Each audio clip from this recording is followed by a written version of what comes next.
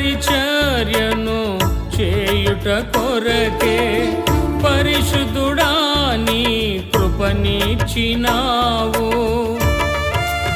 వెంటనే ఆ జన సమూహములను తాను పంపివేయినంతలో తన శిష్యులు దోణి ఎక్కి తనకంటే ముందుగా అద్దరికి వెళ్ళవలెనని ఆయన వారిని బలవంతము చేసెను.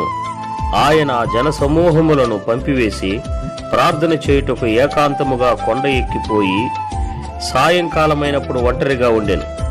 అప్పటికా దోణి దరికి దూరముగా నుండగా గాలి ఎదురైనందున అలల వలన కొట్టబడుచుండెను. రాత్రి 4వ జామున ఆయన సముద్రం మీద నడుచు వారి యొద్దకు వచ్చెను.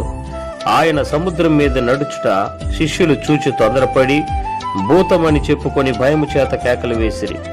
వెంటనే యేసు ధైర్యము తెచ్చుకొనిడి, నేనే, భయపడకుడని వారితో చెప్పగా పేతురు, ప్రభువా, నీవే అయితే నీళ్ల మీద నడిచి నీ యొద్దకు వచ్చుటకు నాకు సెలవిమ్మని ఆయనతో అనెను.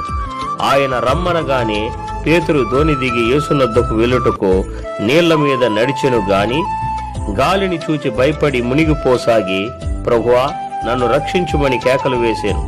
వెంటనే యేసు చేయి చాపి అతన్ని పట్టుకొని, అల్పవిశ్వాసి, ఎందుకు సందేహపడితివని అతనితో చెప్పాను.